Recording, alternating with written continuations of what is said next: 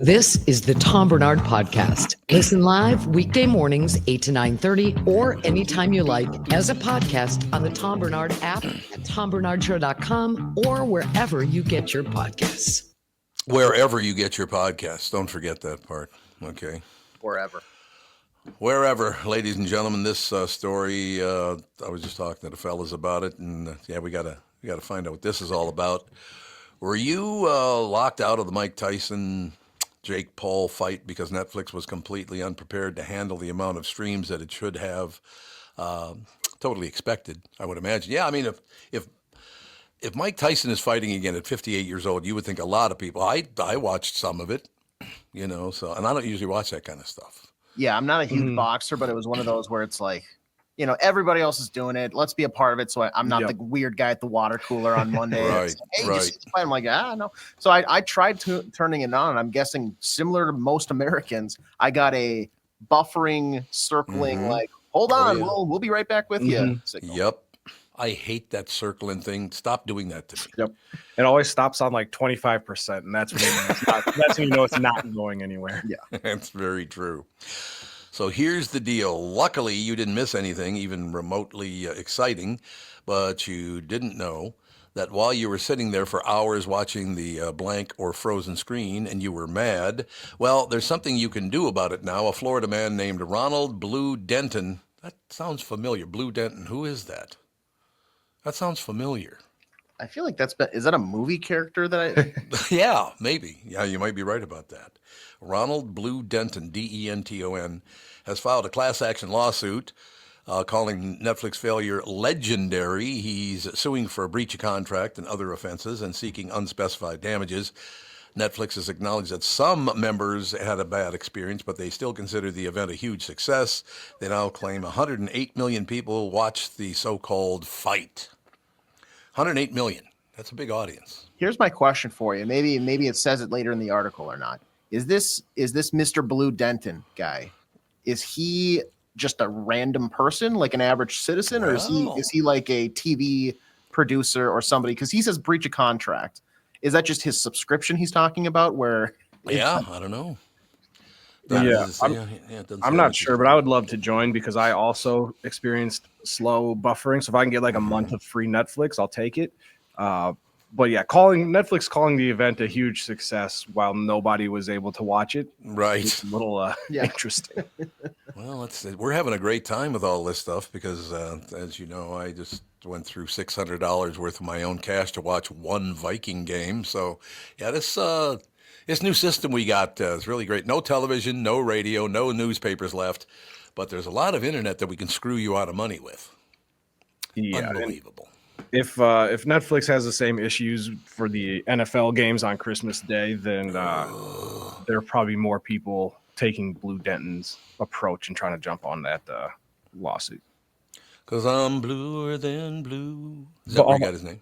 Probably. But also, I don't know what he's like. There's no contract. It was a free event that Netflix put on. It's not like he had to pay like for pay-per-view. So I don't know what contract he's talking about. I would assume he's going after the whole concept of I pay my monthly subscription, which this fight was included.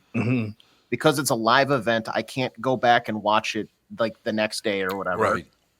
Can't you? Or maybe you can. I don't know. But if it's a live event, you want to. So it's supposed to be a part of like my subscription, and that technically is a contract in legal terms. So me not being able to watch it voids that content. So I don't know. I feel like this is something he may not win. Yeah. Why didn't they? You know what I think I might do, because I could make some money from this. I bet. Yeah, lay it on us. I mean, this is, you guys aren't familiar with this, but my last spot that I used to do a show, the president of the company claimed that he mentioned something to me that I needed to correct, and he said my response was I threatened to beat the piss out of him. So, which never happened, of course. He made that up, but maybe I would like to do that if it were like for 108 million people, like actually beat the piss out of them. That'd be great. Yeah. What you think? That could be the next fight Netflix doesn't stream. Did that used to be a show? Yeah. Like celebrity boxing? I feel like that used to be a show. Yeah, I think you're right. Didn't that start with, what's his name? He just gave up radio. He had a morning radio show all over the country, but he just gave it up. Oh, what the hell was his name? I Yeah, can see Celebrity his face. Boxing. It was in 2002. Let's see here. But yeah, they had not Bonaduce versus Williams. So Yeah. Danny Boom Boom Bonaduce was Bonaduce. billed as yes. Thank you, Bonaducci. And then against Williams, I don't know who Williams is. no, yeah, but Todd Mad Dog Bridges. Ooh, Todd Bridges, baby. I love Todd Bridges. He's crazy. Love him. Ice. Oh, Tanya Harding was in one of them. Yeah. Wait, Tanya Harding was billed as TNT and Paula the Pounder Jones. Oh, the Pounder. What does she mean by that? Throwing fists, I'm sure. Yeah, I It's don't. not the other kind of pounding? Not too many like big name, I would say, celebrities. No. Yeah. But good for them. Is this Neil? No, indeed. There's no question about that. Did you ever, and obviously it's not full on, but do you ever get in the ring with a professional boxer just to screw around? No, but I have a friend who was like on the college like amateur boxing team. Oh, okay. And just seeing what those guys were able to do, I was Right. like, I have no desire whatsoever to get into any type of altercation with anybody that can fight. Well, it's that old argument I used to make with everybody. I grew up around a lot of tough guys. You and I are not tough guys. No. I'm here to tell you. Not. I'm here to tell you, we got no shot against those folks. But what the hell? Somebody's trying to make money off of other people's misery again. So good for you. I'm happy for you. I only watched a little bit of the actually. The fight didn't even start till almost 11 o'clock at night. Yeah, I think it was like around 10:30, 10:45, somewhere in Yeah, there. 10:45. I think that's right. So I didn't watch much of it at all because it's like it would have been if it would have been interesting. I would. I was a big Mike Tyson fan back in the day. And one of my favorite things I've said many, many times is when my buddy, one of the Road Warriors, got in an argument with my wife at Manny's Steakhouse, and he hit himself over the head with a sock full of pennies, which was fantastic. It was a wonderful moment. That's all I have to say. No question about that. So, yeah, I don't know if you got the fight or not. And, again, you didn't have to pay for it. So I don't really understand how you can sue someone. If you didn't pay anything for it other than your monthly subscription, how are you going to get any money? You didn't pay for it. It was free. Right. Yeah. And if there's some times where Netflix would be like, oh, we're having trouble playing whatever show. Can I sue them for that as well? Yeah, that's the thing here, because I'm sure you like Tevin said earlier, I'm sure you can watch it back the next day, hopefully with no interruptions. Yeah. Yeah. But, And if it would have been a great fight, I'd be a little bit more sympathetic, but I'd be like, you watched Mike Tyson stand in the middle of the ring and Jake Paul kind of dance around him for half an hour. he's suing because he wasn't able to watch elder abuse happen live. That's Yeah. gathering from this. Did it appear to you guys when you watched the little bits of it, it looked to me like Jake Paul was slapping him rather than punching him? Yeah, it didn't look like he was really going all out trying to knock out Mike Tyson. From the vicious training videos I've seen, Mike Tyson was moving fast. He looked like he could knock my head off my shoulders, and then he gets in the ring, and it was not even close to that.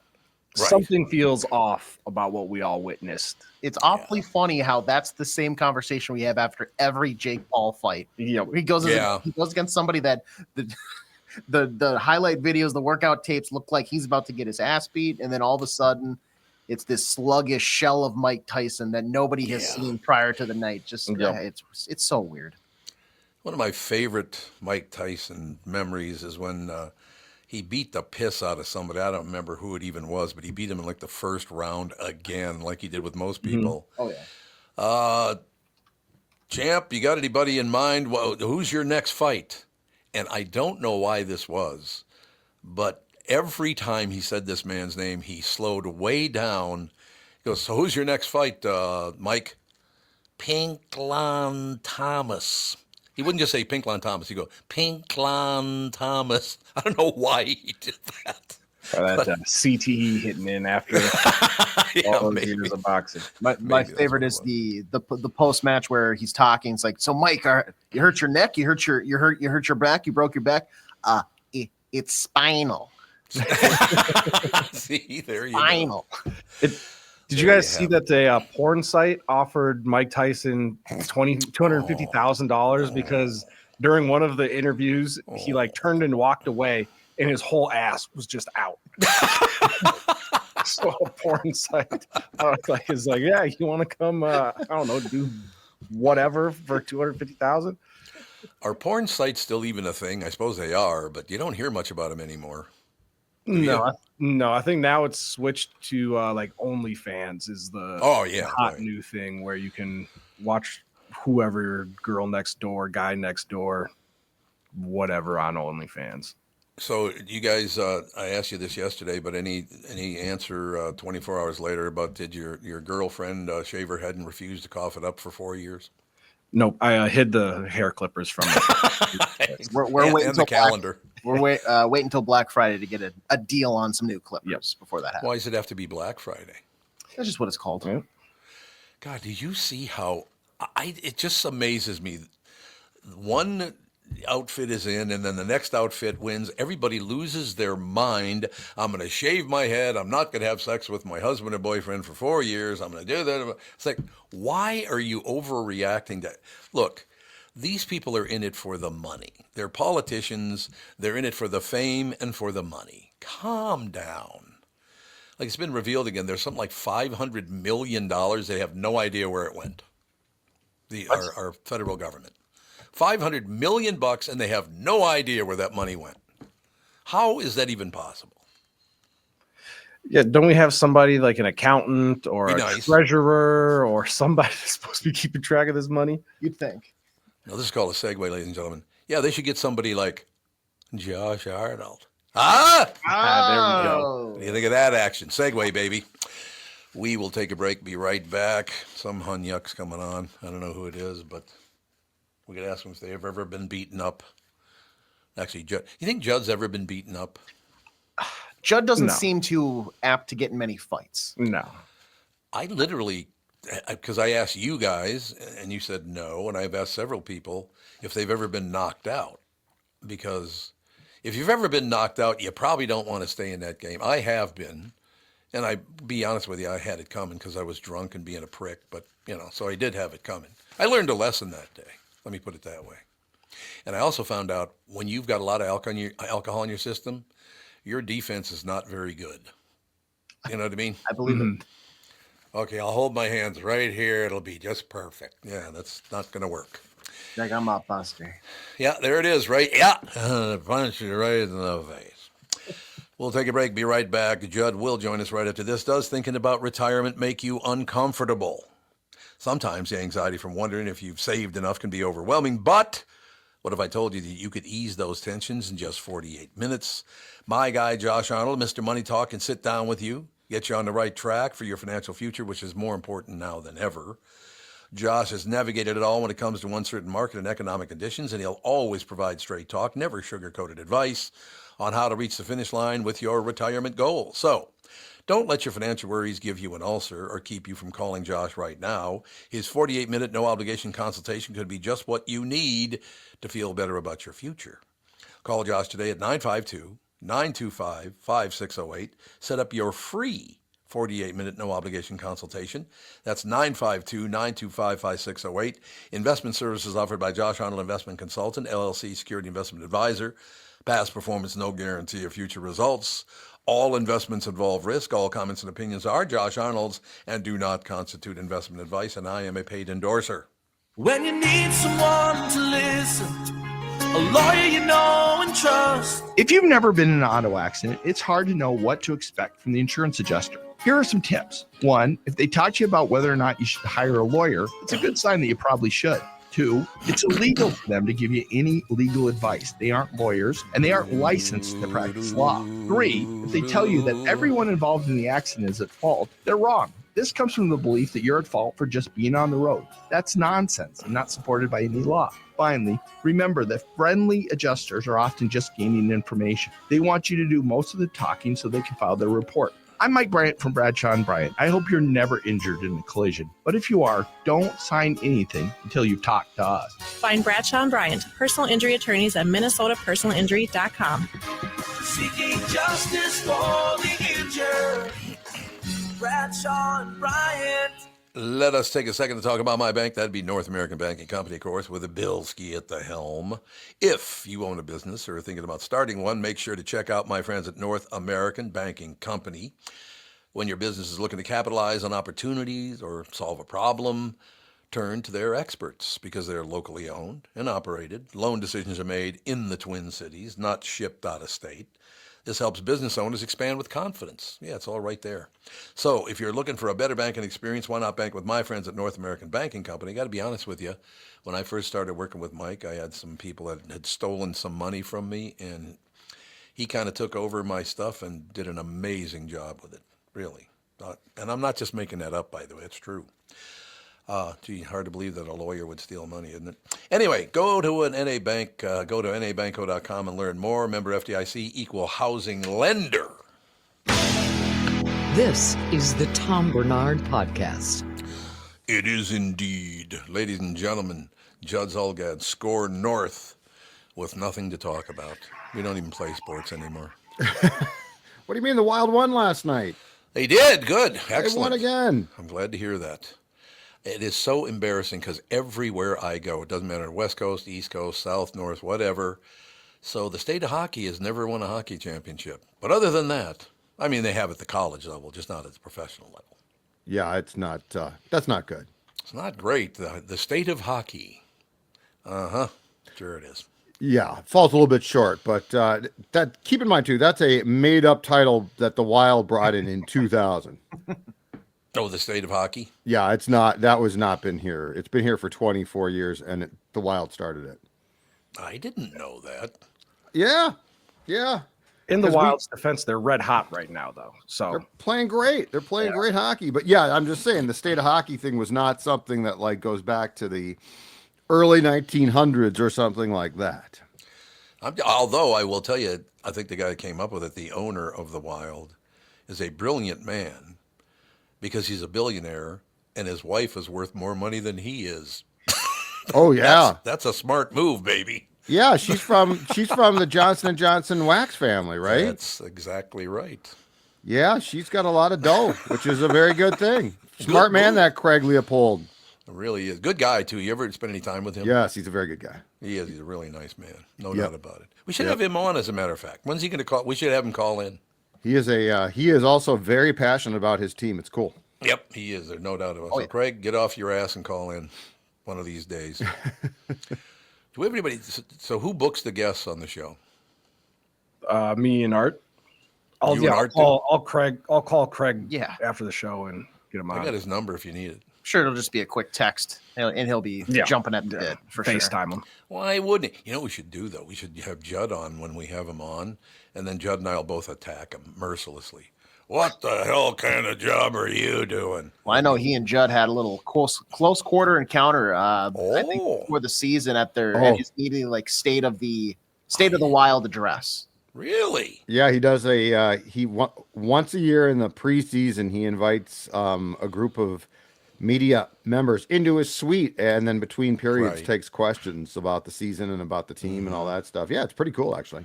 See, the last time I saw him, I also ran into Tommy Kramer, who gave me a big hug, and it was just a wonderful moment.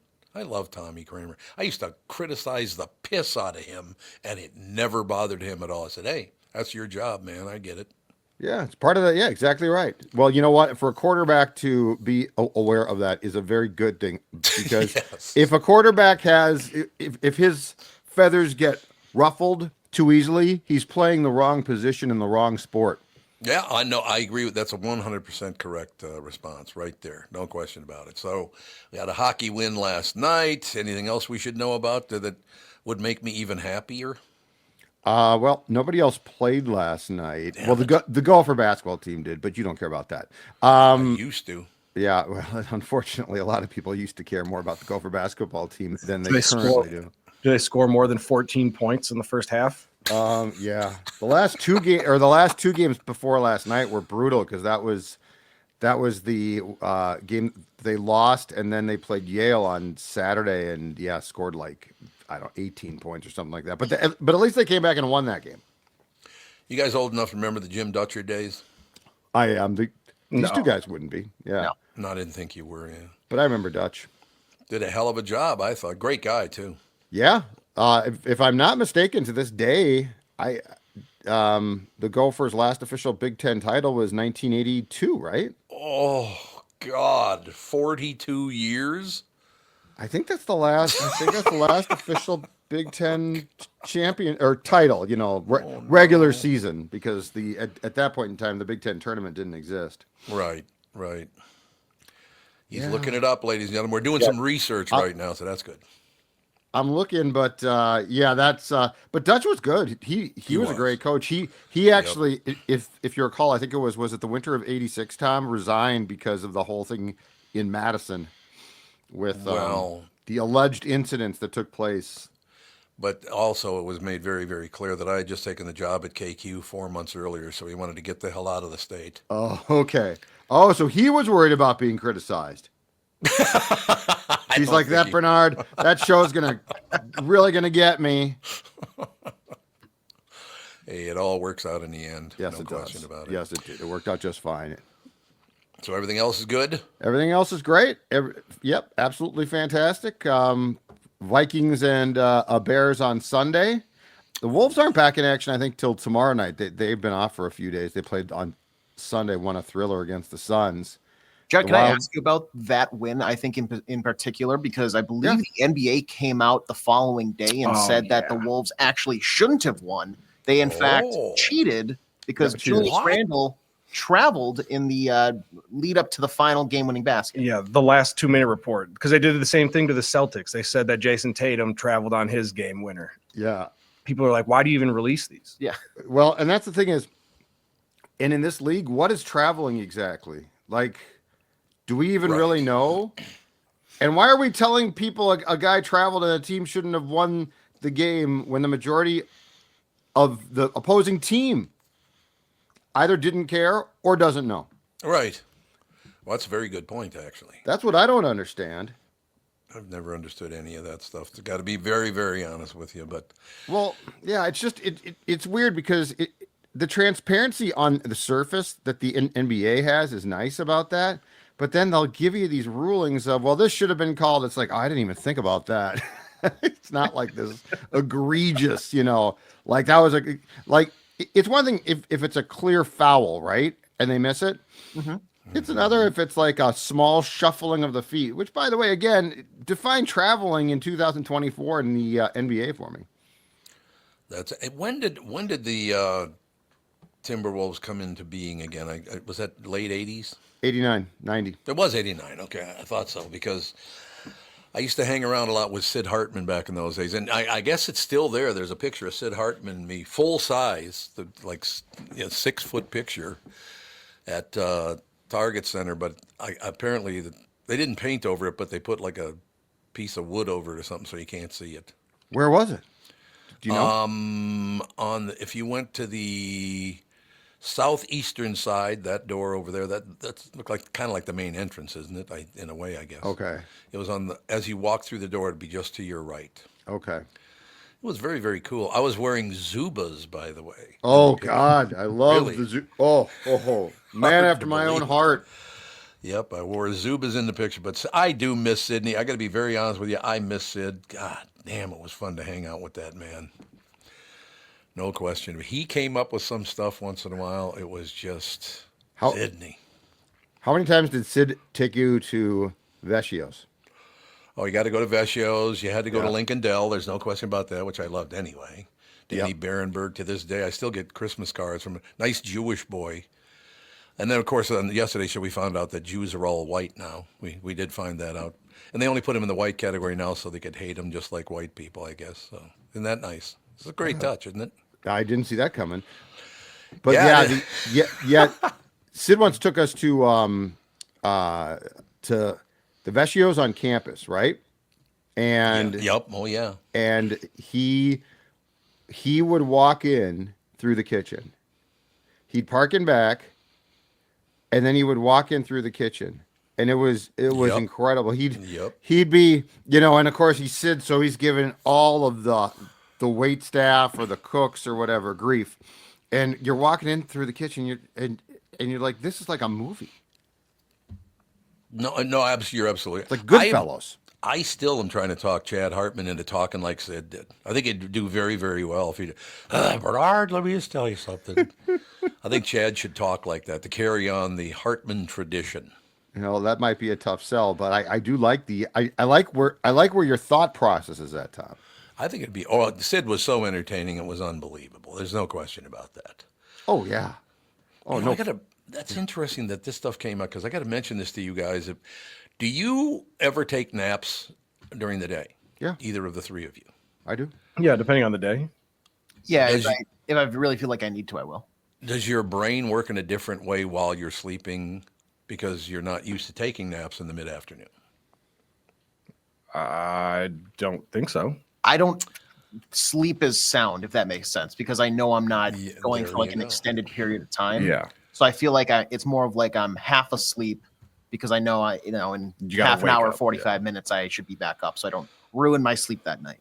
Mm-hmm. So this is part of my mental illness again, I guess, ladies and gentlemen. There's no question about it. But I took a nap yesterday because I only slept like 4 hours the night before. So I took a nap yesterday. And my brain knows I'm not supposed to be sleeping in the middle of the day like that. And every time I try to nap in the middle of the day like that, I get nightmares like a madman. Oh, yeah.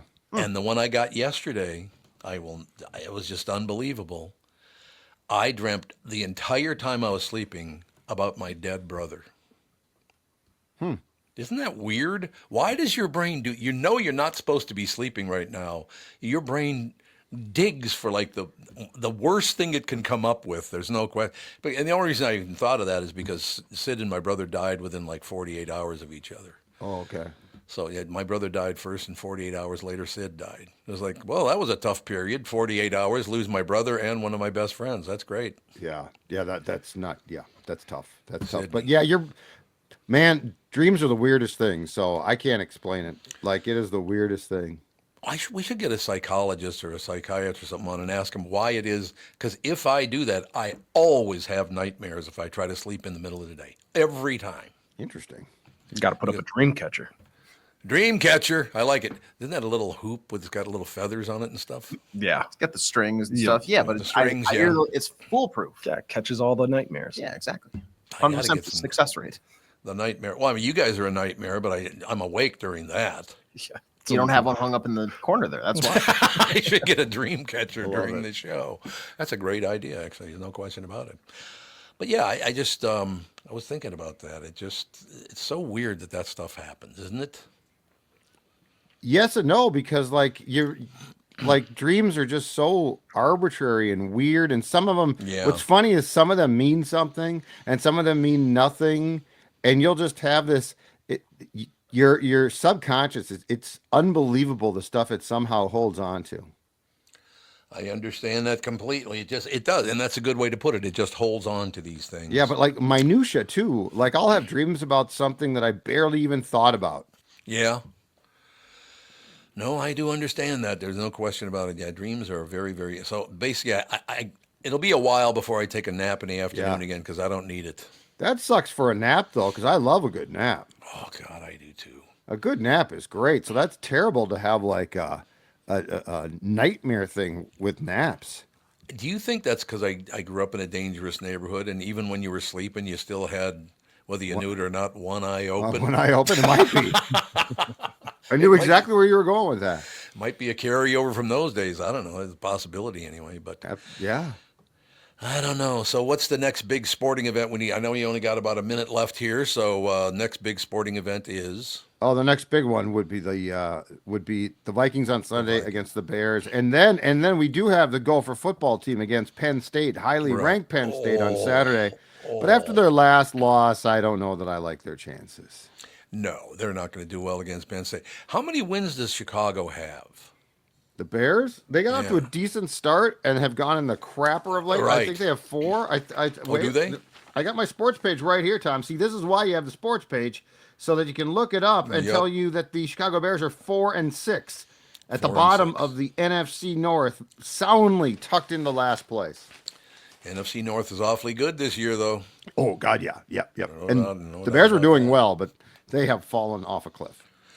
They have indeed, and now it's time for you to fall off a cliff because you're such a busy man. All right, guys. I mean, this cliff, not a real cliff, but this cliff. Well, no, I mean that's okay. You know what? Now I'm going to go try to take a nap and have a nightmare about falling off a cliff. Okay, we'll talk to you about that tomorrow. Then, what your nightmare was all about. Okay, we'll break it down. See you guys. All right, Pally. Thank you. Bye. Yep. Ladies and gentlemen, we'll take a break. Did you guys ever go through that where you have like nightmares and because you're napping at a time you're not supposed to be, or do you not have a lot of nightmares? I don't really have a lot of nightmares. Don't you really? No. I feel like when I nap, it's more of I just close my eyes and I wake up and the clock just seems to be like 45 minutes later.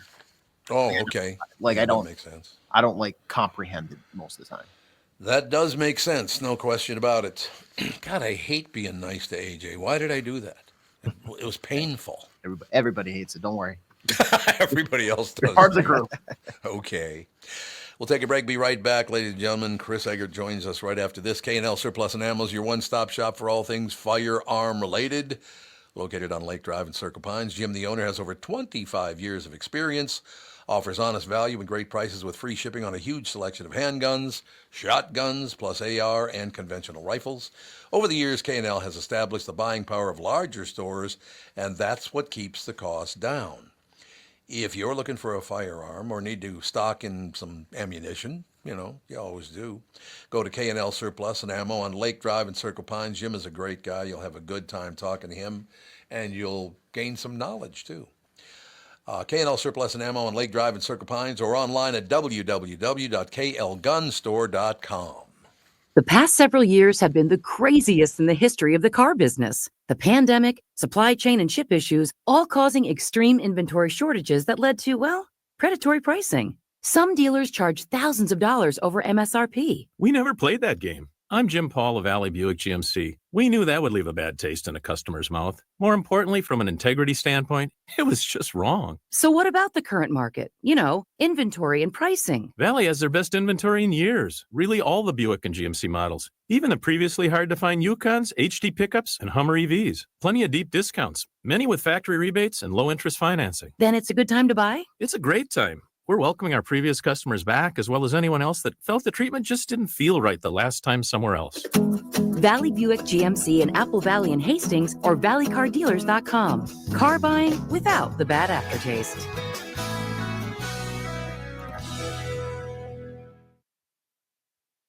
Ladies and gentlemen, a large retail store just canceled a huge order, leaving MyPillow with a ton of extra MyPillows. But you know what? They're still running their Christmas ad. I saw it this morning. It was wonderful. Mike does a good job with that stuff, no question. You know what? It's their loss. It's your gain. For the first time ever, you will get a standard classic MyPillow for wholesale prices, only $14.88. But it gets even better. For a limited time, they're going to offer their entire classic collection at wholesale prices. Get queen-size MyPillows for just $18.88. Upgrade to king size for only $1 more. Get the body pillows for $29.88 and multi-use MyPillows for only $9.88. So go to MyPillow.com, use promo code TOM, or you can call 800-516-5146. Take advantage of wholesale pricing for the first time ever and receive free shipping on orders over $75. That's right. Get the standard MyPillow for only $14.88. They have never been offered this low before. There are limited quantities at this price, so the limit is going to be 10, and once they're gone, they are gone. So go to MyPillow.com, call 800-516-5146, use promo code TOM to get the standard MyPillow for only $14.88, the lowest price ever. You're listening to the Tom Barnard Podcast. I got to reach out and get Mike on the show. Mike Lindell's a great guy. I know some people, well, just like me, some people can't stand me and some people can't stand him, so we get together and talk about the two people that like us. It's wonderful. And that's just each other. I like him and he likes me. Everybody else, it's a disaster. Listen, Mike Lindell will always have a special space in my heart, knowing that when he had got pulled over or whatever it was at the Hardee's in Mankato. You damn right it was. There's no question about it. The other thing I will tell you about Mike. Oh, go ahead. Why? No, you go. No. Finish your disastrous tale. I stopped at that Hardee's specifically a couple weeks ago, and I had a couple of hot ham and cheese, and I thought about Mike, and I thought, damn, this is a good sandwich. See, that's all you got to worry about. But Mike doesn't talk about it ever. But I have watched Mike Lindell give away tons of money to people that needed help. people never bring up that side. You know, they don't agree with his politics or whatever. Yeah, he leans pretty hard. Look, if I had to balance my life, I would get two Mikes. I would get Mike Lindell on the right side and Mike Gelfand on the left side. There's nobody further right and nobody further left than those two Hunyucks. What do you think? Well, you're going to need somebody in the middle to referee that. Oh, God. I can't even imagine Lindell and Gelfand being in the same room, for Christ's sake. I'd enjoy that more than I did the Jake Paul, Mike Tyson pay-per-view. No, I don't think there's any question about it. Let me ask you a question, Chris, because how long have you been doing, locally, I'm talking about Channel 5, been doing the news now? I've been here for 12. I've been doing this for like 25. 25 years. So let me ask you a question as a news person. Sit there and read the news every night. Why do people get so worked up about another person's politics? Because I got to be honest with you, I don't think Mike Lindell or Mike Gelfand is going to change our government in any important way. Well, I guess it goes to me to the level of what level you take your political beliefs. And I think that's kind of what got Mike going down the path that he went. And I don't think, and I don't think, people don't, how people are, they're so, don't wave your politics in my face. And I don't know. It's weird. Good luck figuring out how human beings work, right? Like, why do you care so much about somebody's personal? I've been a Democrat. I've been a Republican. I'm pretty much centrist now. I don't care what your political beliefs are. If you're my friend, you're my friend. I don't think either Lindell or Gelfand can change the United States political scene. Listen, divisiveness sells newspapers. Yeah, that's right. So that's what it is. It's a money thing, isn't it? As long as we can all keep not getting along, then that's great. No, you're absolutely right. You realize, just so your audience knows, I'm saying that facetiously, but just so they catch the joke. Just to be clear, right. Yeah. Channel 5's Chris Eggert, brought to you by Mr. Money Talk, Josh Arnold. Call Josh today for your free 48-minute evaluation at 952-925-5608. So what's the latest in the news? Anything good? Well, no. There were a couple things that went down last night. Somebody was killed in the Little Earth neighborhood of Minneapolis. Happened around 9. That's near Cedar and Hiawatha for reference. In West St. Paul, a bunch of fancy places have been burgled in Sunfish Lake, including Mike Conley. I was going to say, I saw that there was a Minnesota Timberwolves athlete. Yeah. And so it was Mike Conley's house? I think so. We reported that at one point this morning. I don't know if we're not now. I mean, I don't know who it was. Earlier, they were saying Mike Conley, so I believe that to be true. God, and then just gave me a great memory. Yeah. We get a call from the Golden Valley Police Department when we lived in Golden Valley. Get a call. We're on vacation. Get a call. Tom, their house has been broken into. But we went through it. Pretty much all the house, it looks really good, except for there's one room on the second floor that's been totally ransacked, so I'm hoping you didn't have anything important in there. We realized the totally ransacked room was our daughter's bedroom. I was just going to guess that. I have a 17-year-old at home right now. And I can say, as you well know, at that, however old Alex was at that point, like that is not a priority for her at this moment in her life. She probably was like 16, 17 years old, something like that. It's just hilarious. It's a mess. It's a mess. I think it's magnificent. Where the hell are you, Sprinthal, you pill? Hello, how are you guys? What are you doing it from home now? Yeah, I am. Oh, for Christ's sake. I thought I could enter the Cool Kids Club. Unbelievable. I thought I could do remote traffic and weather. You want to see? Well, we got to get the news first from Chris. Ladies and gentlemen, delivering great news and weather and traffic. The Tom Barnard Show in the morning. So have you ever met Chris Eggert? Yes. Yes. Well, I just want to make sure because you guys are about the same. You guys are about the same height, aren't you? Yeah, we are. And both former mediocre basketball players, if I remember correctly. Well, but you have your feet. You're doing better than I am, Doug. Yeah, that's right. I still can't go to my left, though. Oh, you're far enough left the way it is. Thank you very much. Great to be here. The first time we met, I had invited him to Car Selling Secrets, remember? And he shows up with a camera crew. It was like a play within a play. He was there to interview you, and I thought I did Car Selling Secrets one time prior to that, both Doug. I my might mother be and wrong, aunt have that. I'm sorry? I thought I might have done Car Selling Secrets one time prior to that, but I'm not sure. You might have. I mean, that was a show that nobody can remember. That's not true.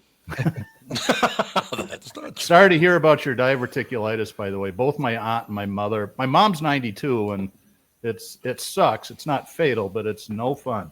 Nah, I want to get out of it without having to have surgery because that's the last thing I want. So, we'll see. Good way to lose weight. Yeah, it's not like you were carrying a lot of extra before, though. I've been kind of living an unhealthy lifestyle the last couple months, which is probably why the diverticulitis kicked in. Was it a glug deal? Is that what you're talking about? I don't know. There's many different theories behind it. But... So basically, if I remember right, you get like pockets in your intestine, right? And food collects in there and causes an infection. It doesn't have anything to do with ulcers or anything. But it hurts like a bastard, from what I understand. Yeah, it's not good. But listen, 10 days without food, I'm good. I'm rolling. A couple of chocolate shakes this morning. Really? Get back on the horse. Protein. Good stuff. So, Chris, Mike Conley's house isn't the only thing being robbed. There was a Lululemon. Yeah, that's a different thing. A couple of scammers came in from out of state, alleged, and ripped off a whole bunch of Lululemon stores. They had this kind of scam thing that they moved around the country, but they got busted here. So yeah, that was in the news yesterday, but that was a big deal too. Like a lot of money, a lot of merchandise. Yeah, it was like $50,000 from like the stores here, and I think they said that it was up to $1 million that they've stolen from across the country. I mean, granted, that's like 3 pair of Lululemon pants, but still, it's a lot. Good point. That is a good point. There's no question about that. But I don't know. We were talking about a lot of different things, Doug, and we had solved all the world's problems, and then you came on and destroyed it. Sorry about that, Tom. At least it's not boring. No, it's not boring. That's very, very true. There's no question about that. So, Chris, what else you got, pal? I know you got a busy day coming up, and you only got you know what, 2 Tom? minutes I'll be honest with you. Like 5 minutes ago, I locked my freaking keys in my car, and I got to go out and try to get the security guy to help the AAA get in here. I'm such dope. Car Selling Secrets. I got a new used car in the last couple days, Doug. Yeah.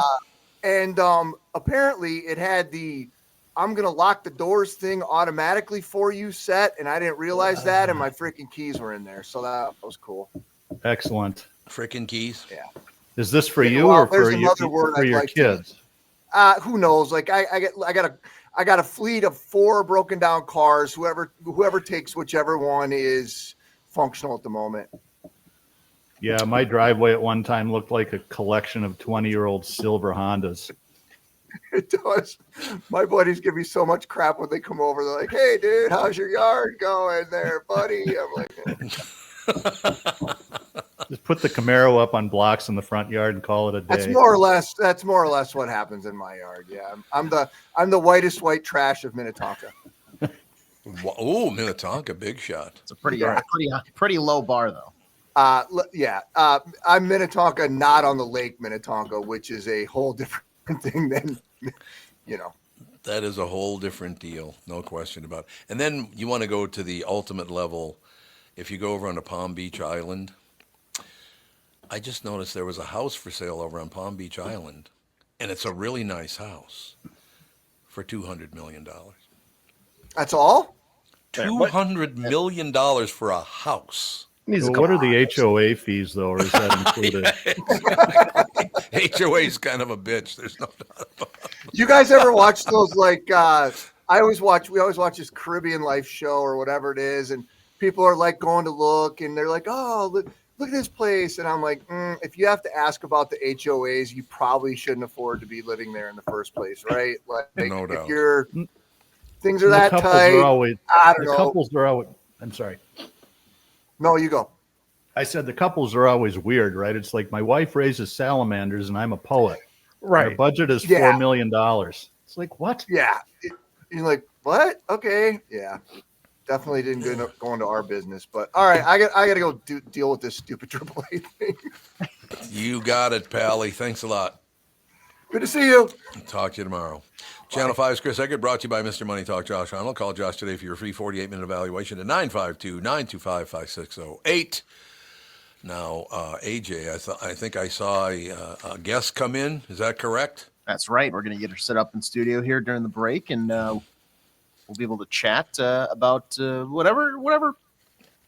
Is it Tevin? Is it the same? It's the same event this year, right? Yeah, 12 Moms of Christmas. I thought you were about to make like a joke or something. No, I couldn't remember. That's all. Yeah. Don't be making jokes about the 12 Moms of Christmas. How could you? Such a great cause. One of the most noble causes in the Twin Cities. Absolutely. Possibly the country. You're both a disaster. Yeah, absolutely. We are creating the disaster so that the 12 Moms of Christmas can fix it all. Yep. I think it's wonderful. We will be right back. 12 Moms of Christmas coming up next. Does thinking about retirement make you uncomfortable? Sometimes the anxiety for wondering if you saved enough can be overwhelming. But what if I told you that you could ease those tensions in just 48 minutes? My guy, Josh Arnold, Mr. Money Talk, can sit down with you and get you on the right track for your financial future. Josh has navigated it all when it comes to uncertain market and economic conditions, and he'll always provide straight talk. Never sugar-coated advice on how to reach the finish line with your retirement goals. Don't let your financial worries give you an ulcer or keep you from calling Josh right now. His 48-minute no-obligation consultation could be just what you need to feel better about your future. Call Josh today at 952-925-5608. Set up your free 48-minute no-obligation consultation. That's 952-925-5608. Investment services offered by Josh Arnold Investment Consultant, LLC Security Investment Advisor. Past performance is no guarantee of future results. All investments must involve risk. You know that. All comments and opinions of Josh Arnold's do not constitute investment advice. I am a paid endorser. Is that text you're sending so important that you missed your turn? Is that text you're sending so important that you ran the red light? Is that text you're sending so important you didn't see the ball coming onto the road or the child that followed? Hi, I'm Mike Bryant from Bradshaw & Bryant. When you take your eyes off the road for even 4 seconds, your vehicle travels 100 yards. That's the entire length of a football field. If you absolutely have to text, you need to pull off the road somewhere safe and do it from there. Texting and driving is against the law and can cause serious injury or even death to you and others. Now that is important. We hope you're never injured in a collision, but if you are, please contact us. Find Bradshaw & Bryant, personal injury attorneys at minnesotapersonalinjury.com. Going farther with Mike Bryant on your side, seeking justice for the injured. Bradshaw & Bryant. Why should your business bank with North American Banking Company? Here's Austin Bartz of Bartz Lawn and Landscape and Bartz Snow Sculptures. I started banking with North American, I think, 3.5 years ago. All the people know me by name. I know them by name. It's fun to come into the bank and actually talk to somebody you know. So I made the switch and I'm very happy. It's the best bank I've ever been at. So why not bank where I bank? With my friends at North American Banking Company. To learn more about North American Banking Company, go to nabankco.com. That's nabankco.com, or do what I do and stop by any one of their 6 Twin Cities locations. Member FDIC, equal housing lender. You're listening to the Tom Barnard Podcast. Look who's here in studio. Amy Seeman, ladies and gentlemen. Hello. What are you doing? Today or like in life in general? Can you do me a favor and call Dan Seeman and yell at him and do that kind Remember, of stuff? there's no relation to him. I know you're not related, but you can call him. It's spelled the exact same way, too, by the way. I get asked that question a lot. Oh, I bet you do. There's no, and I knew we had talked about it. We have relations to Jerry Seeman, who has since passed, but he was the head of the NFL referees. That was my husband's grandpa. And then Jeff Seeman, who's a current NFL referee, is also his uncle. We're going to see him. We leave tomorrow to go see him in Arizona. Wait a minute. When are you going to be a referee? You know, I don't think I'm not really one that plays by the rules, so I don't think that that's the right career path for me. However, my oldest son, who just turned 12, he's a little athlete, and he is always out there calling plays on the field and like talking to the refs. So I feel like if anyone is going to carry that on in our family, he's our only hope. I understand. Ladies and gentlemen, 12 Moms of Christmas. Newgate Schools enlists the help of local dealerships and influencers every December to surprise 12 single moms with a car stuffed full of gifts. To be eligible, moms must be the head of the household with one or more dependents, an income level of 35 G's or less. That's going to be tough to make it on that. Yes, it is. Isn't that sad? 35 G's is not anywhere near enough money now in order to get by. Nope. Do not currently own or have access to a vehicle. The common theme year after year is that they spend over half of their income on Ubers and bus fees just to get around. And that's a good place to put the brakes on. Get it? Put the brakes on for 1 minute. So things have been going well, I'm assuming. Yes. Things have been going well. This is my 5th year being involved with 12 Moms of Christmas. And I say every year I will do it as long as they will have me back. It's just, we've shared tears over this 2 years ago when I was on, Tom. It's just one of those things that just reaches in and guts you when you hear some of these mom stories, when you see how hard they are working to just keep their head above water. Right. Right. And so I'm honored and privileged to be able to go out to the community on behalf of these moms. Newgate, for those who don't know, so Newgate Schools is an auto mechanic trade school here in Minneapolis, and you can donate your vehicle to Newgate at any point throughout the year. So if you have a vehicle and say the trade-in value is nothing, you might be better off donating it and using that tax write-off. And then what they do is they use those vehicles to teach their students, how to actually do the work. And then they have a Wheels for Women program all year round where women can apply and be given a vehicle. And then in December, what they do is they partner with Apple Autos and a handful of other dealerships in the Twin Cities. And the dealerships come together to donate the 12 vehicles. And then they bring on the influencers, and we go out and we just make it that much more magical for these moms by collecting gifts and cash and services, anything to provide just for the holidays so that they can do something magical for the children and also set them up for success in the new year. I think it's wonderful. Amy and I have talked about this before. This is very, very important to me because after my dad went off the deep end and was institutionalized, my mother, a diner waitress, tried to raise 7 children by herself. And so that's why things like this. Oh, and by the way, I should mention monetary donations can be sent via Venmo at Amy-Seeman. That's SEEMAN. With, look at that. You got a little, is that a little Santa icon? A little Santa emoji. That way I can emoji. There you go. It's not an icon. It's an emoji in the You got an emoji in the caption. I think it's wonderful. You can follow along this journey on her Instagram at Amy Seeman here. Correct? Yes. Yep. Amy Seeman here. Yeah, Amy Seeman here. But yeah, I mean, this is so important to so many people. You know what's amazing to me is that everybody hates everybody else, and oh my God, it's all. Once you look into their past and see where people came from before you judge who they are, how they act, what they believe, what they think. There are reasons always like this where, dad's put in an institution and mom all of a sudden doesn't have the money to get by. But what it did for me is it made me work even harder. And when I grew up, my mother got taken care of pretty well. Let me put it that way. Yeah. It made me very, very happy. And no one, particularly at Christmas, should be. I watched her wring her hands every Christmas. It was tough as a little boy. Yep. It was very, very difficult because Christmas is supposed to be this wonderful thing. Yeah. I had a mom last year who she was pregnant, and she had just found out that she was receiving her last paycheck until February. So this was in December till February. She said she was looking at the tree, and she's like, I had nothing. I didn't know what I was going to put under it. Like, it kept me up at night thinking, what am I going to put under it when I don't even know when I'm not being paid for months? So not only were we able to provide gifts for all the family, including mom, because nobody buys for mom. That's the other thing. Who's buying for mom? Nobody. So this is a great opportunity. We also make sure the moms are taken care of. And then I was able to hand each one of so we have a specific number of cars that we sponsor. This year I have 2. Last year I had 3.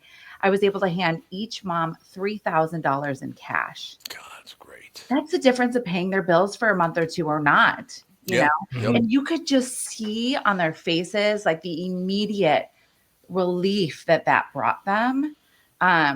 It truly is. It's amazing. So this year, a big thing, you know, I feel like every year, because I'm competitive in nature, you know, it's like more and more and more and more and more. Well, it's kind of gotten to the point where in terms of the actual like physical gifts, they've had to sometimes come back because it doesn't all fit in their vehicle. Oh, yeah. And then, you know, you think about it, like one of my moms, her daughter loves to like creative play. So we got her this little like veterinarian kind of setup station.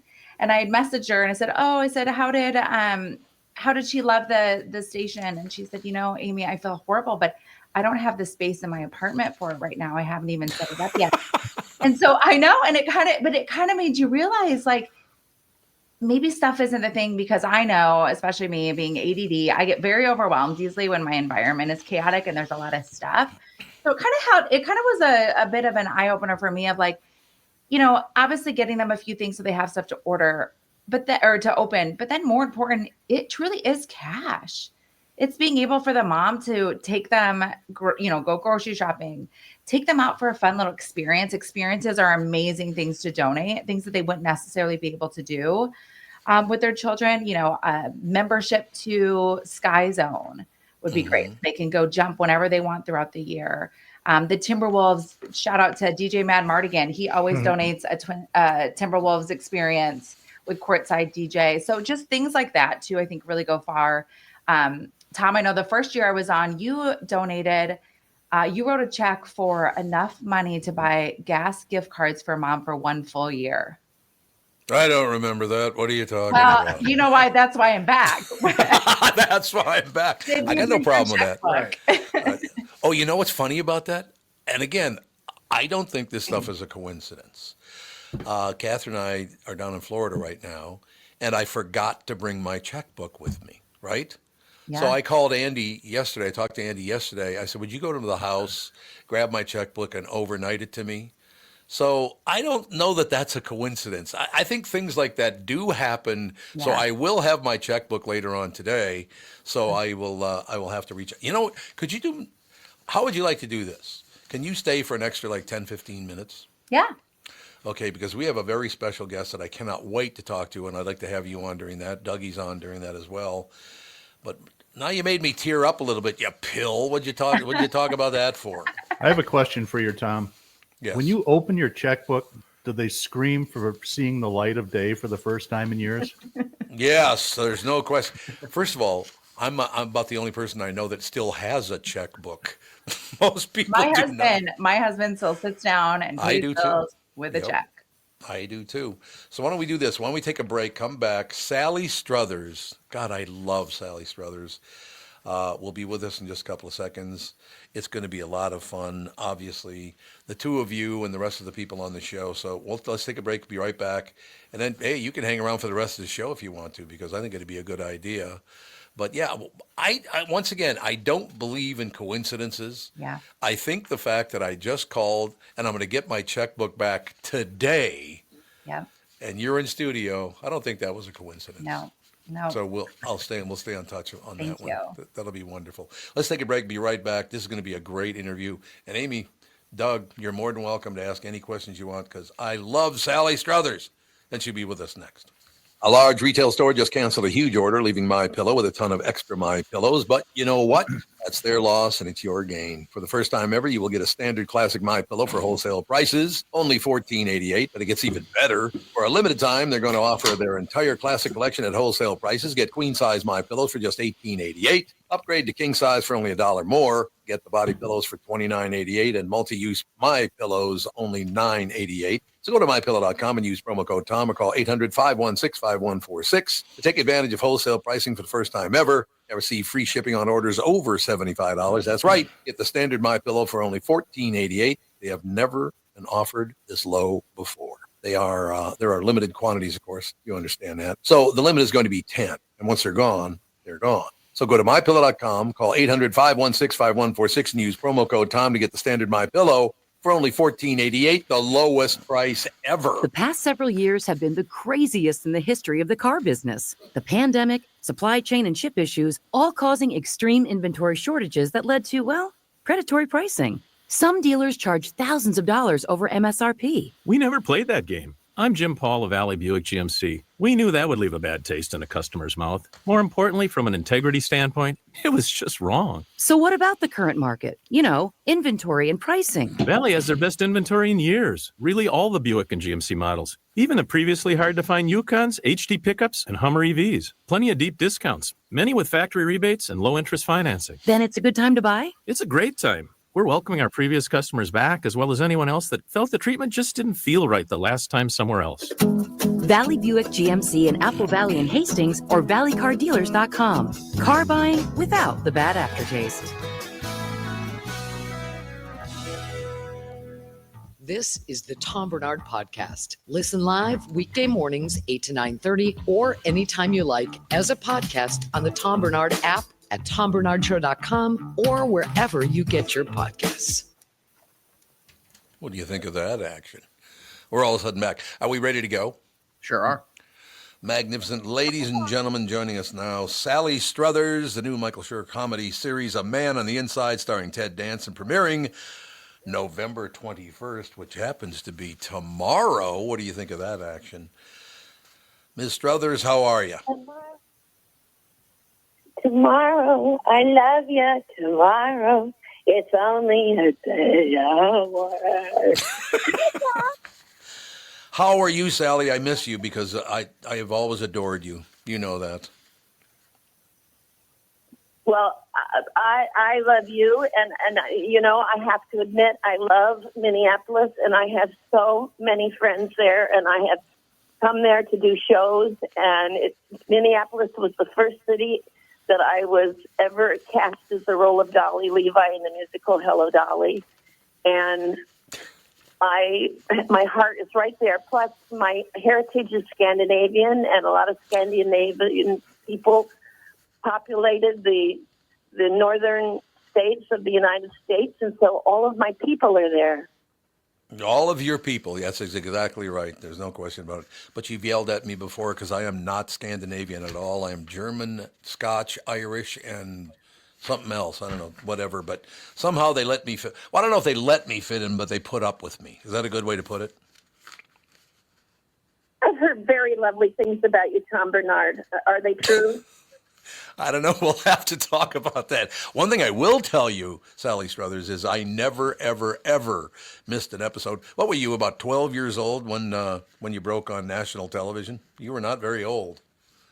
I had done 2 TV series before, All in the Family. I had done the Mother's Brothers show as a regular, and then the Tim Conley Comedy Hour. But of course, what put all of us on the map was All in the Family. And I believe when I was cast in that show, I was 22 years of age, but I looked 18. You did. You looked like a teenager, no question. And I always bring this up when Sally or anybody else from the show is on, but I love having Sally Struthers on, ladies and gentlemen. And again, Man on the Inside, starring Ted Danson, premiering November 21st, which is tomorrow on Netflix. Hopefully they run the whole thing without, like the boxing match where it kept breaking up. Hopefully that won't happen to your show. What do you think, Sally? I think Netflix knows exactly what they're doing. I mean, they are a worldwide streaming organization, and they are amazing. And I have to say that I fell in love with them when they called Amy Sherman Palladino, who wrote and produced Gilmore Girls, and asked her to write 4 90-minute movies called, A Year in the Life. And the Netflix people that came to the set were all so nice and encouraging that I fell in love with them as a business. They're wonderful people. No, I will tell you, Sally many years ago told me something on my old morning show, and it's very, very cool. All in the Family, something occurred on All in the Family that had never, it was a sound. It had never occurred on television before. All in the Family, what do you guys think? Now Sally can't vote on this because she knows what it is. So Amy Seeman is with us. By the way, 12 Moms of Christmas. Sally, you and Amy should talk about this stuff because all she does is work to help people, particularly at Christmas time, which I love about Amy Seeman. Let me put it that way. But Thank you. does anybody know what the sound was that had never been heard on TV before, but it happened on All in the Family? Oh, Dougie knows. I would bet it's a toilet flushing. That's exactly what it was. It was. Is that a day that stands out to you, Sally? Is that a moment you'll never forget, the toilet flushing for the first time? It was probably just as sarcastic as you are being, yes. Absolutely delicious that the toilet flushed on All in the Family, because what family doesn't hear that constantly all day long and all night long in their homes? The toilet flushing. And also couples slept in the same bed. I mean, I grew up in the 50s in Portland, Oregon, when no couple on TV, no matter how long they'd been married, ever slept in the same bed. They were always in a twin bed situation. And our teenagers were in the same bed together, and Mike and Gloria were in the same bed together. Oh, my God, how shocking. Yeah, no, you're absolutely. I remember Dick Van Dyke. They had twin beds. I do remember that. No question about it. But Sally, when are you coming to town, Sally? We got to go out to dinner. We got to hang out. When are you coming in?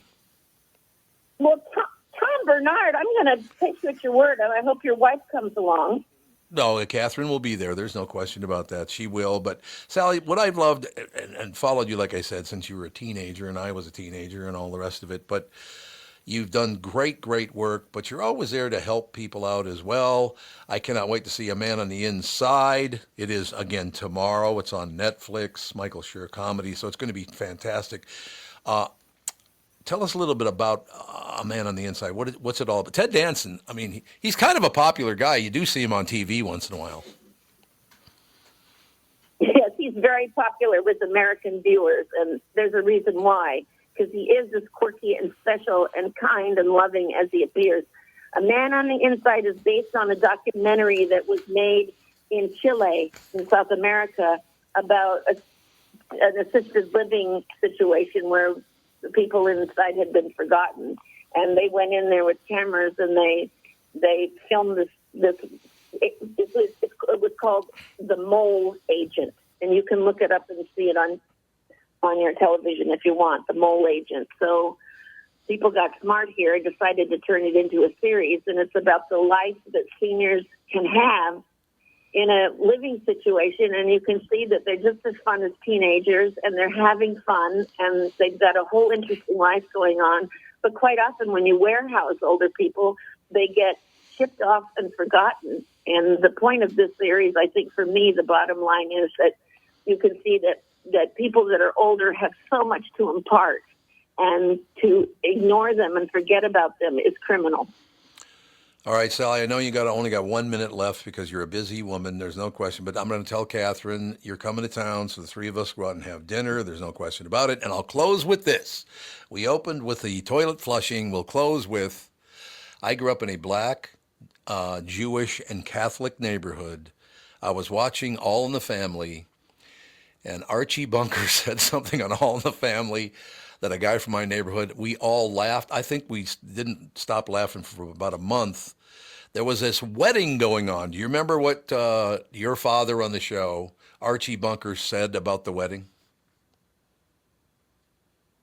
Well, I don't know whose wedding it was, and we started making that show 53 years ago. So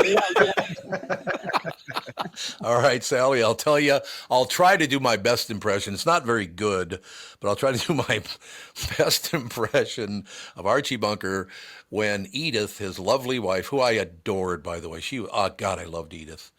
But she comes in and tells Archie that their neighbor is getting married. She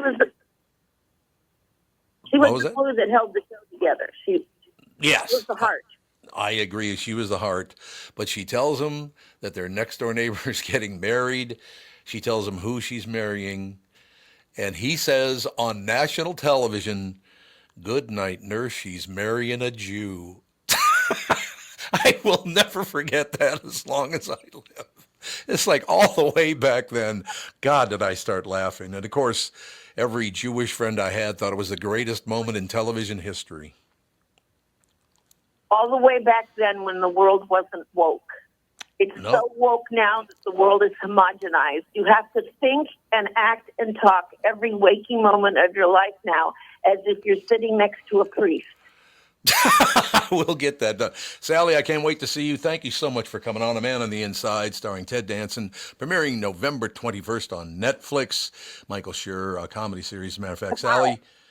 Yes, it is tomorrow. Absolutely. Sally, I adore you. Thank you for coming on. Great talking to you again. I'll call you when I get to Minneapolis to visit my friend Tom Barnard. Art hangs up on me. Why'd he hang up on me? We were right on time. What the hell was that all about? Hey, he's a busy woman. You know, it's one of those situations that I try to talk to people about, and I suppose it's really difficult to understand that kind of thing. But the fact that I got to know Sally Struthers I never missed an episode of All in the Family. It was, Doug, you're pretty much in that wheelhouse. Did you watch? I never missed an episode. So I was a little young when that came out, and I thought that Archie Bunker and Carol O'Connor was a redneck. I didn't realize he was really doing the same thing that Mel Brooks did with like Blazing Saddles. It's making fun of it, using humor to call those people out. So it wasn't until I got a little bit older that I'm like, oh my God, this is just brilliant satire. Well, the producer of it, head writer and producer of it, just died about a year ago. What the hell was his name? I think he was nearly 100 years old when he died. Wow. A great guest came on. But the one thing I was going to say about that, and then I do want to get back and talk to Amy about bringing some dough in for these wonderful people at Christmas time. But I never thought when I was a kid, I did realize. Again, Amy talked about this before. I love talking to her about this because I watched my mother sweat bullets and wring her hands because she didn't have enough money at Christmas time to take care of 7 children by herself. My father was in a mental institution, so he wasn't around to help with all that stuff. But I never thought, and maybe this doesn't mean a whole lot to other people, but I know all of these people, and Sally Struthers is a good example of that. I never thought I'd have the opportunity to get to know the people that I watched on TV my whole life. And what a blessing that is for me to know all these people and how sweet Tom Barnard. She's always said my name that way too, buddy. Hey, Tom Barnard, what are you doing? Settle down, Sally. But so thank you to her. She's she's a wonderful person. Okay, let's talk about people digging into their pockets, Amy Seeman. Yeah. She goes, yeah. Yes. Let's do that. I would say the only thing I like more than spending my money is spending other people's money. Sure. So, which is why I'm a fashion stylist. It works well for my career. But there's a couple of ways you can contribute. So make it a family affair. If you're someone who you have younger children and you like to find a way for them to focus on giving this season, and you want to take them shopping for gifts for the family, then just email me, amy@amyseaman.com, and I can send you my address on where you can send that to. Once we always create a survey to get more background information on the moms and the families and what their specific needs are. I should have that later this week, and then I will do like a Amazon wish list, so you can just even order and it'll ship directly to me or Target pickup. Of course, Venmo at Amy-Seaman. Cash is king, as I said. I use that money and I decide I either break it up and do some gas gift cards, grocery gift cards, and then straight cash as well. And how do they reach out to you? They can email me at amy@amyseaman.com. And that's SEEMAN. One thing though, Tom, I want to mention is so when we fill out this survey, we ask them a couple questions. And here's what I love. I think it just speaks to how hard these women are working and what is important to them at the end of the day. So it says, so one of the questions is aside from a car, what is one thing that would make your lives easier? Affordable daycare so I can finish school. Oh, yeah. One thing would be to get caught up in bills and have a little breathing room to maintain our daily expenses and get my credit back in check. One said, I don't know. I can't think having this car is going to change our lives so much. It's hard to answer this question. Maybe blankets or food gift cards. and then the other question that we love to ask is, where do you see yourself in 1 year? Continuing my school in criminal justice. One said, enjoying my kids and their presence in our home, whether a new place or we were able to fix up our current home. This individual had a family member living with them that destroyed part of their home. And so she's been trying to save in order to fix that up. It's like you're making less than $35,000 and you're also taking in other family members. Like, think about that, Yep. No question. Yeah. So it just tugs at my heartstrings. And then I love to check in with them afterward. Sometimes months and months down the road. I know there was an individual who had a son that was on the spectrum and he wasn't in the right school system, but because she didn't have means to get him to a different school, she just had to go with what was closest. And after that, she was able to move him to a school where he could get better support and education for his specific needs. So it really changes their lives. There's no question about that. Do you think our politicians do a good enough job taking care of people like them, or is it all about them making money by being a politician? I don't. You don't know have to comment on that. That's a tough question. It is a very hot climate right now. All right, we will not. It just pops. Tell us about your feelings about the Nazis, Amy. Maybe that one's easier. What I will say is that there are so many people in need right now. Yes. Just across the country, and it can be very overwhelming. I struggle this time of year because I'm such an empath that I absorb everybody's energy as my own, and I recognize my privilege. And so I if you follow me on Instagram at Amy Seeman here, you will see me ugly crying often this time of year. I am not a pretty crier, but I am so unapologetic about it because it's a very human response to a very human situation. But I just feel so deeply and always want to do more. And I know that, if it's a tough economy right now, and if money is tight for you, please know that even $5, $10 all adds up. Also know other ways you can help support. I had a mom one time who reached out to me, heard the story I was on Lori and Julia, and heard the story and reached out and said she pulled over to the side of the road, was in tears because she was once one of these moms. And she said, I don't have anything to give, but could I write a letter to them, sharing my personal experience and offering just to be a friend if they need someone to talk to who's gone through it. Like, think about that. I just love the way people are willing to open their hearts and figure out how they can help. Even just sharing, passing along this story to people in your network who might have more means to be able to contribute. That's a huge help. So there's a lot of ways to get involved, even if you aren't able to open your checkbook. Yeah, I'll say even if it's like donating time, because I feel like if there was something where it's like, oh, you have 6 kids, I'll watch your 6 kids. So maybe you can go out on a date night or have some time to yourself, have a spa day, things like that. So I think people could definitely get creative with how they donate. I love that. That's a great suggestion. Yep. If you're someone who's very organized, maybe offering to come in and organize their home, that can be a big benefit. Cleaning, can I come once a month and clean for you? Can I be your personal shopper and do some grocery shopping for you? Yes, I love that, Tevin. So many great ideas to donate time. And just people want to feel seen and heard at the end of the day, don't we all? Amy, you reminded me of something that I had totally forgotten about when my wife and I have 4 kids. And when they were younger, for I think 3 years in a row, we would give them money, take them to Target, and have them buy gifts that we donate to the local homeless shelter. Yep. And we break them into teams of 2. So the 4-year-old wouldn't just buy, gum and say, here's $50. And they really took it seriously. Yeah. It's like, well, homeless people are going to need socks and they're going to. Yeah. That's beautiful. I bet do they still continue that today? And no, they don't. But they're, because I'm sorry, did I? Yeah, you froze up. Yeah. Darn it. I'm just nervous. Anyway, it was a great learning experience, I think, for them. And it made me feel wonderful as well. Yes.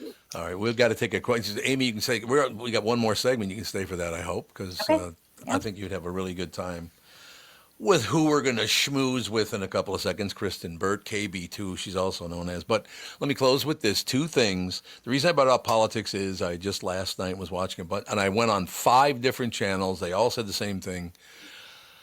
They did a little checking. $500 million disappeared, and nobody knows where it went from the federal government. $500 million, and they have no clue where it is. And the other thing I'll mention as we go to break, Amy came that close to tearing up. I saw that. Yeah. It's wonderful. You got me. You were close. There's no question. We'll be right back. Kristyn Burtt will join us. And you will love Kristyn Burtt because she's a very giving, loving person herself. God, I hope she didn't hear that. No, I'm going to have to put up with her. There's no question. Kristyn Burtt, right after this. When you need someone to listen, a lawyer you know and trust. If you've never been in an auto accident, it's hard to know what to expect from the insurance adjuster. Here are some tips. 1, if they talk to you about whether or not you should hire a lawyer, it's a good sign that you probably should. 2, it's illegal for them to give you any legal advice. They aren't lawyers and they aren't licensed to practice law. 3, if they tell you that everyone involved in the accident is at fault, they're wrong. This comes from the belief that you're at fault for just being on the road. That's nonsense and not supported by any law. Finally, remember that friendly adjusters are often just gaining information. They want you to do most of the talking so they can file their report. I'm Mike Bryant from Bradshaw & Bryant. I hope you're never injured in a collision. But if you are, don't sign anything until you've talked to us. Find Bradshaw & Bryant, personal injury attorneys at minnesotapersonalinjury.com. Seeking justice for the injured. Bradshaw and Bryant. I hosted my show on the radio for 40 years. Now I host the Tom Barnard Podcast. And I'll tell you, I've never seen the passion and engagement from our audience as I do now. I know we also have businesses that listen to our podcast, and it got me thinking, wouldn't it be great to help those businesses grow by telling my listeners about them? So here's the deal. If you own or handle marketing for a business, would like to have my audience buy your product or service, visit TomBarnardShow.com, keyword partner, and we'll put together an ad campaign to help your business. That's TomBarnardShow.com, keyword partner, and thank you for listening. This is the Tom Barnard Podcast. Ladies and gentlemen, Kristyn Burtt Entertainment News brought to you by North American Banking Company. Go to nabanco.com to learn more. Member FDIC, equal housing lender. Kristyn Burtt joins us, Amy Seeman with us, Doug Sprinthal, and of course the hard workers, Tevin, AJ, and me in studio. Yeah. What? Well, Amy's in studio as well, so she's working hard. That's right, she is in studio as I had well. to drive in the first snowfall to get here. The first snowfall of the year, that's what I heard. Yeah. Yep, no question. So Kristyn Burtt, you didn't hear how I introduced you earlier, did you? I did not. I missed it. Oh, thank God. I was raving about what a nice person you are, and I didn't want you to hear that. You were lying, huh? Yes, I was lying. No, we're just having a good time talking about helping people out at Christmas. Amy Seeman is involved with 12 Moms of Christmas, helping struggling moms out. And again, as you know, Kristyn, my mother raised 7 children by herself, basically, pretty much. And it touches my heart, no question, because I know what it feels like to watch your mother, sit at the table and try to put together every dime she can to figure out what we're going to do for Christmas. And so I lived through that. And you know what? I like the fact that I lived through that because I, to this day, consider my mom to be one of the toughest people I've ever met. Toots was tough, man. She was great. So Amy, Kristyn, it's good to have you both on at the same time. Well, we're happy to be here. Yes, thank you. I have to say, Kristyn, my son, my 9-year-old son, he's a phenomenal dancer. He wants to be on Broadway. That's his big dream. But we love Dancing with the Stars. So every Tuesday night, that is our standing date night to watch that together. So he is going to be so excited when I tell him that we were on the same show together today. Oh, I love that. It's so crazy because the show has seen a huge renaissance. In fact, New York Times yesterday did a huge article about it. And they were saying season 31, so that was 2 seasons ago, they moved the show off of ABC and only to Disney Plus. I don't know if you remember that, Amy. Mm-hmm. And it was a financial failure for them. It just didn't really draw the audience that they had hoped. However, there were so many new eyeballs, young eyeballs, like, Alpha Gen and Gen Z watching the show, that when it moved back to ABC, now it's shown concurrently on Disney Plus and ABC, there's a whole new audience. And it's gotten to the point now that people are breaking it down on TikTok and getting into the drama and the showmances. Oh, yes. And the show's an incredible new life, which I think is great. And I think it was smarter for them to hire some younger dancers, some of the younger pros, and some of, I guess, celebrities that your son would know and that Gen Z would know. So it's been really fun to cover and seeing the renaissance of the show, because it's been around since 2005. Yeah. Really? Did you watch from the beginning? I don't think we started right at the beginning. I can't remember how old he's been dancing since he was. Well, I think he came out when he started walking. He always had a little sachet in his step, But he started competitively dancing at 5, and I think that's kind of when we started just watching it. But yeah, that's incredible. It's really fun. I love to hear that. All about the showmances. He knows he looks up online to see what the theme is the week before, and it's fun. It's our little thing together. Yeah. Oh, that's so great. Yeah, I just did a huge interview with Lindsay Arnold that'll come out right before the finale, and of course, former pro, but her sister is probably the biggest pro now. Riley Arnold has been kind of the big shining light when it comes to hiring the younger pros. So it's been fun to watch and see the show come back. We can understand that. Now we get to segue to one of the most violent shows I've ever seen, Landman. I'm telling you, Billy Bob Thornton is one of the greatest actors ever born, Kristyn Burtt. We watched the first episode last night. I'm such a fan. I love Billy Bob. And my wife says he's more believable in this role than he is as a lawyer. It's true. Plays a psychopath, basically. He's perfect in that role. Oh, he's just wonderful. But just one thing. His daughter does not at all look like she's 17. I mean, the woman's like 28 years old. They're doing Beverly Hills 90210 casting when people are like 30 but playing teenagers. Yeah. Kristyn, I don't know how to say this other than that it seems to me that television is getting better and better as time goes by because of, Tulsa King, because of Landman, because there's so many other shows. Because of Taylor Sheridan. That's what you're only naming his show. I know. Taylor Sheridan's like, my God, what a talent.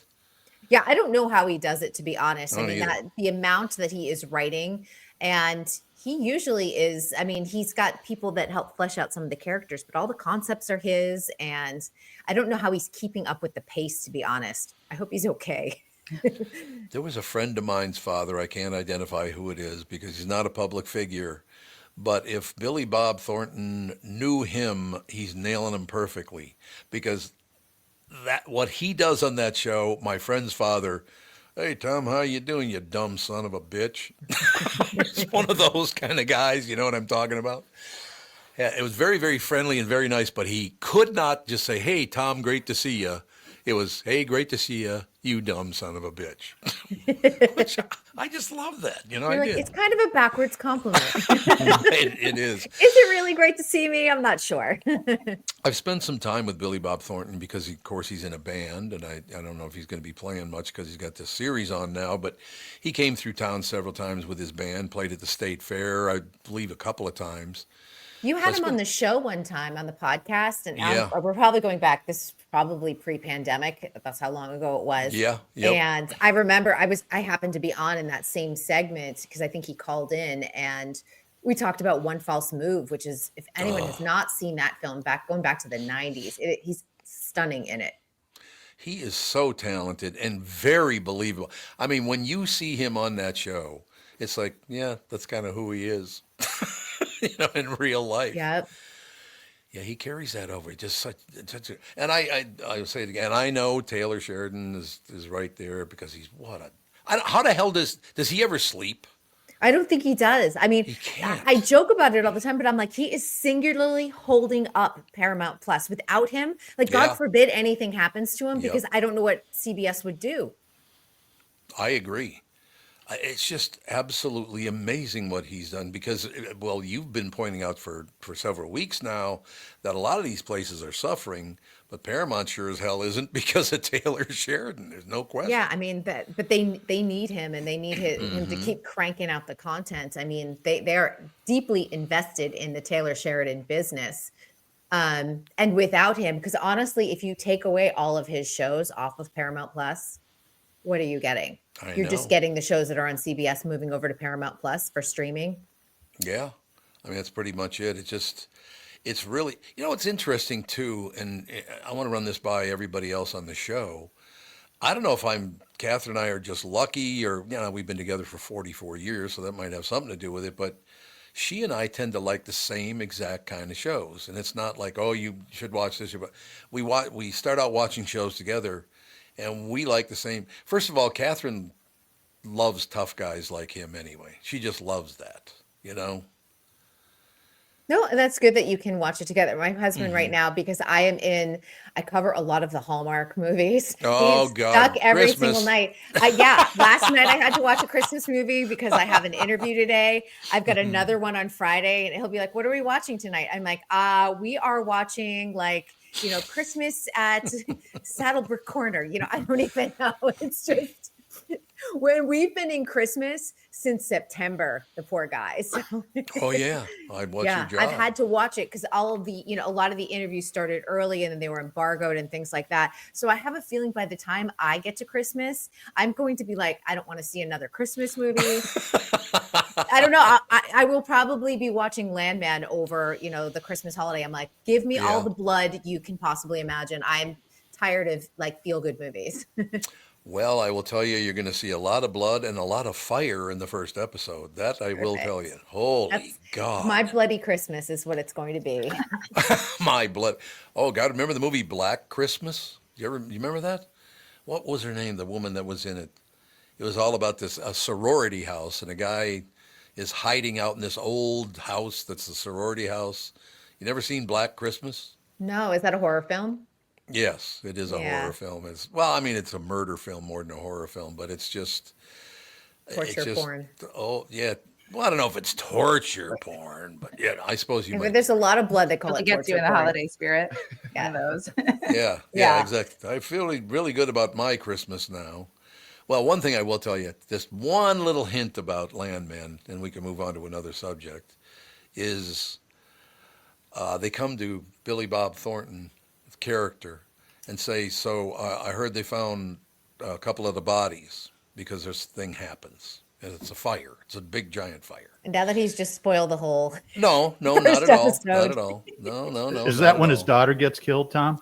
No daughter. They were like, she was too old. She didn't look 17. We offed her. Up in flames. But Billy Bob is so good at delivering this line because somebody says, I understand they found a couple of bodies or a few bodies. Is that right? And he goes, yeah, that's exactly right. Well, who was it? He goes, how the F should I know? They all look exactly the same. Oh, no. Because they've all been burned to a crisp. I'm like, oh, my God. Oh, what a show. That's all I have to say is what a show. I'll have to put that on our watch list. My husband and I do the same thing. We have our shows we watch together, and then we have our shows we watch separately. Oh, do you? Catherine and I tend to watch the same stuff. It really works out well. Yeah, like I said, good.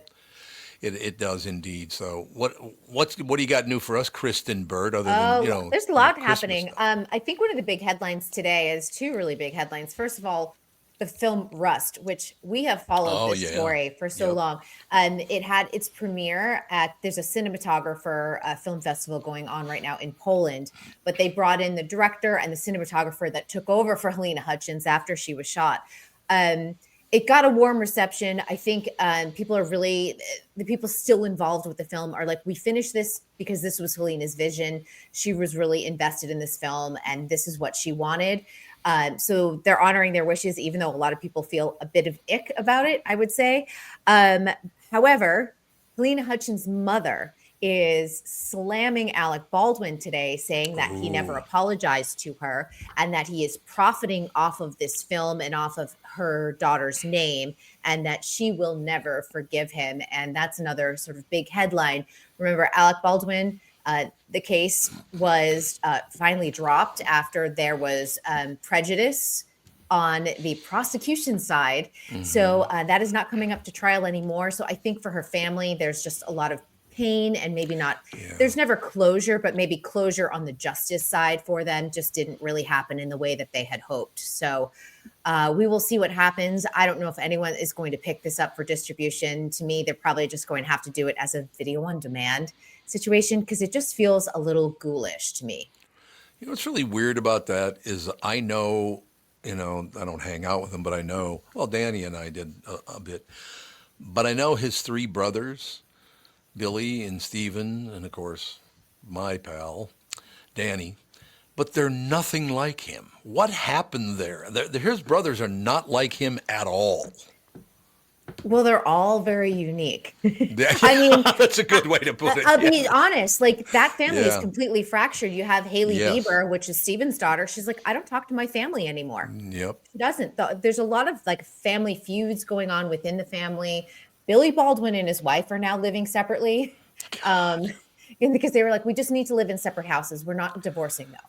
So I just there's a lot going on in the Baldwin family, period. And of course, we'll be talking about the Baldwins because I'm going to make all of you at least watch one episode of Alec Baldwin's TLC reality show that's coming up in 2025. Oh, God. We collectively have to talk about it because I know it's going to be insane. So is Danny going to be on it? No, it's just going to be Alec and his family. Yeah. I don't necessarily know that Alec and Danny are talking. I don't think any of them are talking. So, yeah. What's Danny doing now? I haven't seen him on anything in quite some time. Is he working at all? Not that I know of. God, that's too bad. He's such a good guy. I know. I love that guy. He's a really great guy. The other big story that I should just mention is that NBC is making major changes. And I'm telling you, this is the start of the death of cable. I mean, we already know that cable is like... But they are breaking off. They're doing a spin-off company. And the only thing they're keeping is NBC News. They're keeping Bravo. They're keeping Peacock and NBC itself and NBC Sports. So that will be under the Comcast. But they're spinning off. Are you ready for this? They're spinning off MSNBC, CNBC, Universal Kids, USA, E! News, Oxygen, Sci-Fi, and the Golf Channel. And they'll be spinning off to a new company to hopefully make them profitable in some new way, shape, or form. But they will not be under the NBC umbrella any longer. I have to ask you a question because I've heard MSNBC, CNN, all these different, they're going to fire like half the people that work for them? Fox, all of the cable news Fox, networks yeah. are not, they're not Yep. doing well. People are just have election fatigue. And, they watched up until the election, they got the results and everyone just retreated. And I think people just need a break. There may be a lift with the transition of power as we see the inauguration, of course, but I think you're going to see that go downhill. And I think we talked about this yesterday. The massive coverage we saw in the first Donald Trump administration is not going to happen this time around. People don't want to watch this anymore. They just want to go back to their lives and focus on what they need to, because I think everyone is exhausted about the topic of politics in general. Well, you know what really pisses me off, and I won't even say who it is, but I found something out. These news anchors come on and tell you, oh, life is tough and people are suffering and we got to do something about this because people can't make ends meet and we're all in this together.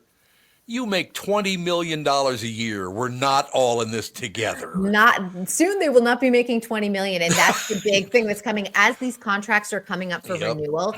They have to take budget cuts. This is going to be the massive end of bloated TV anchor salaries.